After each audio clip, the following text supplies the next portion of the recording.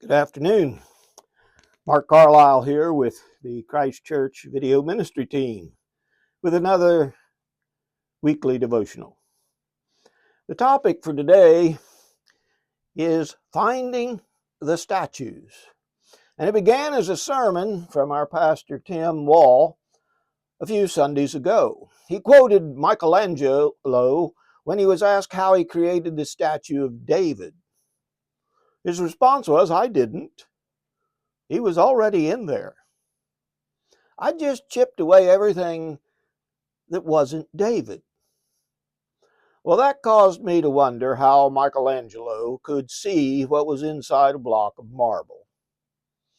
I surely can't see or even begin to carve much of anything out of wood or marble or stone.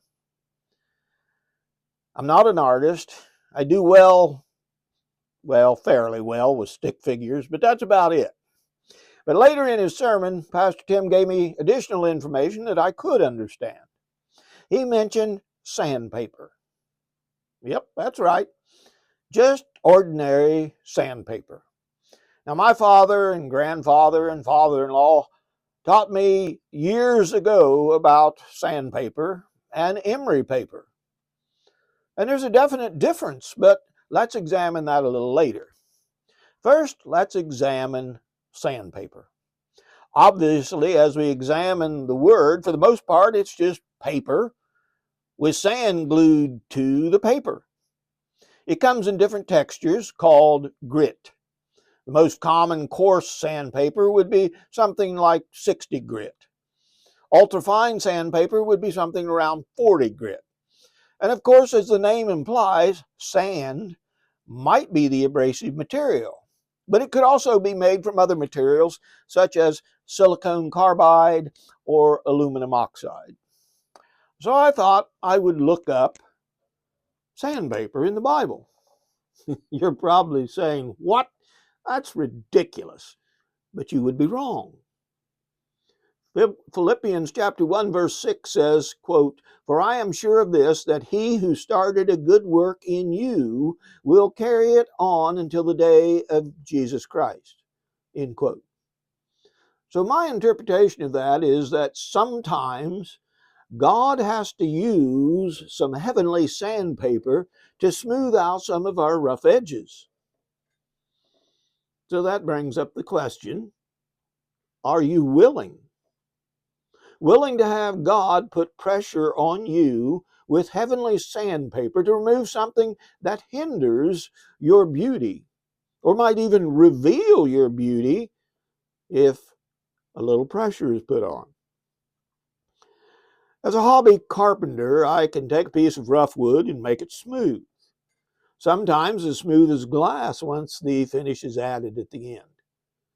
But before that, I might need to use some very coarse sandpaper before I can move on to medium sandpaper and then fine sandpaper. This is determined by the resistance of the wood to the process of sanding.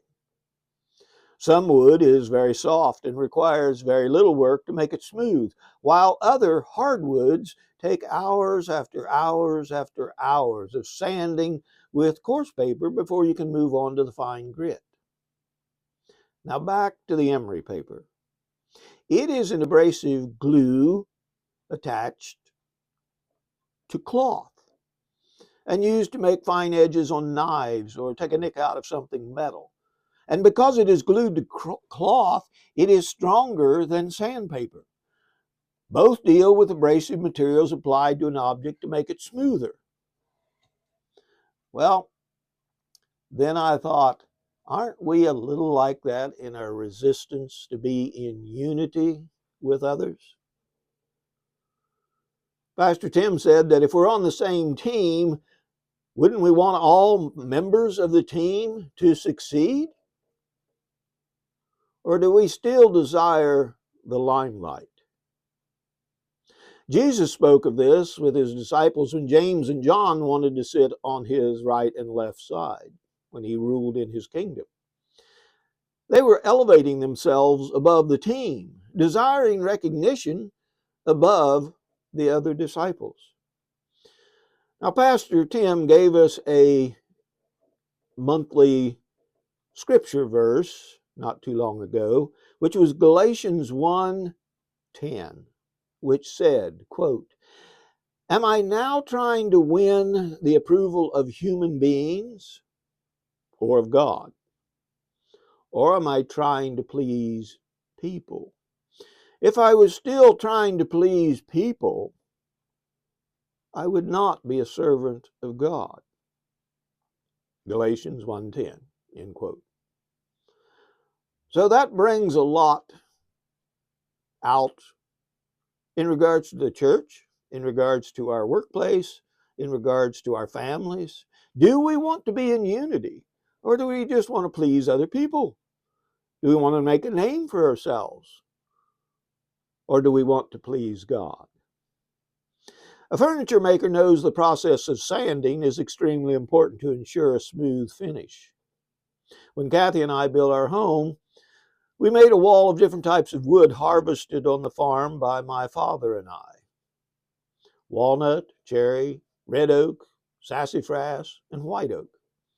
Each board planed, then sanded, varnished, and then sanded and varnished again and again. Multiple layers of varnish and then sanded. The finish became smoother each time, exposing the beauty of the grain and the years of growth of the wood. God allows us to be exposed to some of the same things in order to bring out our internal beauty.